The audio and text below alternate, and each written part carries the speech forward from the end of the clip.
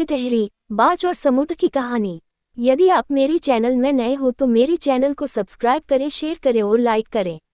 धन्यवाद। बहुत समय पहले समुद्र के किनारे टिटहरी का जोड़ा रहता था। दोनों का दाम्पत्य जीवन बहुत हंसी खुशी से कट रहा था। कुछ दिनों बाद टिटहरी गर्भवती हुई और जब अंडा देने का समय आया तो टिटहरी अपने पति से बोली, स्वामी, जब हम दोनों थे तो हमें किसी बात का डर नहीं था। अब हमारे बच्चे होने वाले हैं, हमें किसी सुरक्षित स्थान की तलाश करनी चाहिए ताकि हमारे बच्चों को किसी प्रकार का कोई खतरा ना हो। टिटहरे ने कहा, हमें यहाँ किसी से कोई खतरा नहीं है, तुम बिना किसी चिंता के यहाँ रहो। टिटहरी बोला, जब समुद्र में ज्वार आता है तो आसपास सब डूब जाता है। समुद्र की लहरें बड़े से बड़े जीव को अपने साथ दूर तक ले जाती हैं।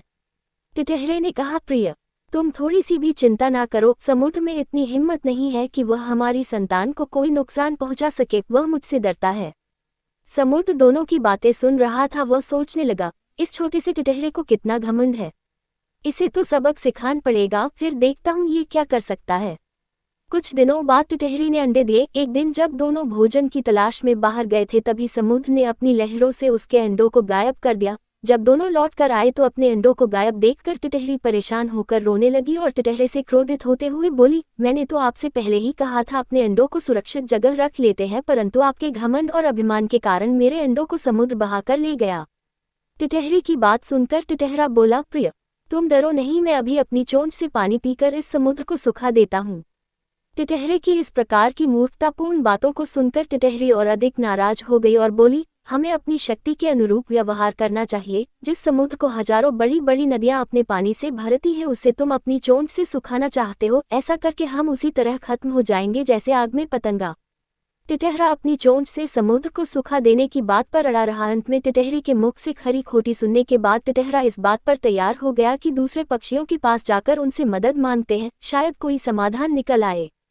टिटहरी और टिटहरे ने सारस, बगुला, कबूतर, मोर आदि पक्षियों को बुलाया और अपनी दुख भरी कहानी बतलाई। सभी पक्षियों ने कहा, हम तो समुद्र के सामने अशक्त हैं, परंतु हो सकता है गरुड़ हमारी कुछ सहायता कर दे। इतना कहकर सभी गरुड़ के पास पहुंचे और उसे अपना दुखड़ा सुनाया। सभी ने एक स्वर में कहा, आपके होते हुए समुद्र हमें परेशान कर रहा है। आज उसने टिटहरी के अंडे चुराए हैं, कल किसी दूसरे पक्षी को परेशान करेगा। ऐसे तो पक्षी जाति ही समाप्त हो जाएगी। पक्षियों की बात सुनकर गरुड़ ने उनकी सहायता करने का निर्णय लिया। गरुड़ भगवान विष्णु की सवारी है। भगवान विष्णु को अमरावती जाना था तो उसे बुलाने भगवान विष्णु का दूत आया। गरुड़ ने सोचा कि इस समस्या का हल तो भगवान विष्णु ही निकाल सकते हैं। गरुड़ ने भगवान के पास जाकर पूरी व्यथा सुनाई और बोला, भगवान, इस तरह तो हम पक्षियों का अस्तित्व ही मिट जाएगा, अब आप ही हमारी मदद कर सकते हैं।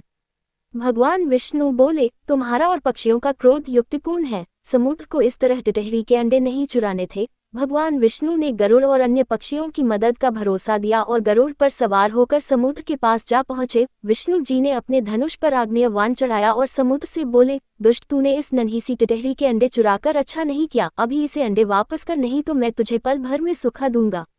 समुद्र ने भगवान विष्णु के डर से टिटहरी के अंडे उसे वापस कर दिए। अंडे पाकर टिटहरी और टिटहरा बहुत खुश हुए और भगवान विष्णु को धन्यवाद कर उन्हें बारंबार नमन किया।